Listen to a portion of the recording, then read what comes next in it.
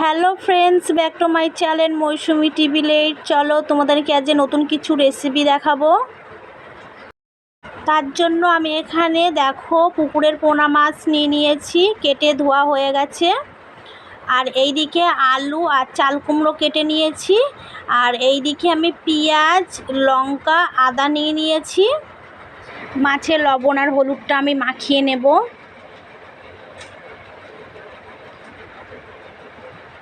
হলুদটা আমার মাখানো হয়ে গেছে। এদিকে আমি গ্যাসটা ধরিয়ে তেল দিয়ে দেব। তেলটা গরম হয়ে গেলে পরে আমি মাছ ভাজাটা বসিয়ে দেব।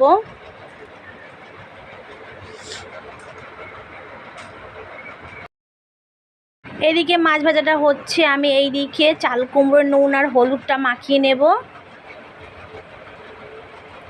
আমার এইদিকে মাছ ভাজাটা হয়ে গেছে, আমি এবার নামিয়ে নেব।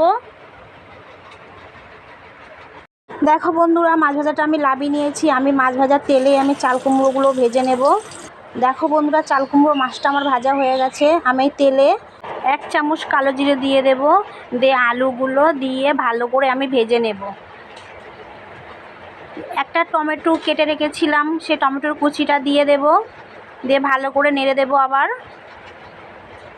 নাড়া হয়ে গেলে আমি এদিকে আদা আর পেঁয়াজ, আর যে যেমন ঝাল খাবে সেই বুঝে লঙ্কাটা দেবে। দিয়ে আমি পেস্টটা দিয়ে দেব।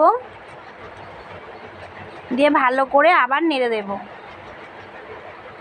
দিয়ে এটাকে ভালো করে একটু কষতে হবে।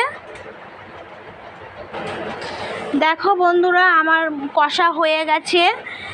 দেখো মশলা থেকে জলটা ছেড়ে এসছে। আমি এবার এখানে পরিমাণ মতন জল দিয়ে দেব। যে যেমন আর কি ঝোল খাবে সেই বুঝে জলটা দিতে হবে। আমি এখানে ছোট 1 বাটি মতন জল দিয়ে দেব।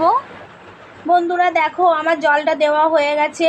এবার ঝোলটা ফুটলে পারে আমি এবার কারি পাতা অ্যাড করব। দেখো আমি কারি পাতা দিয়ে দিচ্ছি। ঝোলটা ফুটে গেছে।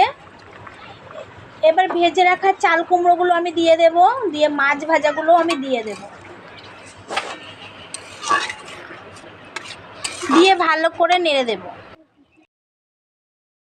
দেখো বন্ধুরা, এইভাবে মাছগুলো দিয়ে দিতে হবে। ঝোলটা আমার ফুটে গেছে। এইভাবে একবার রান্না করে খেয়ে দেখবে, খুব ভালো লাগে চাল কুমড়ো আর পুকুরের পোনা মাছ।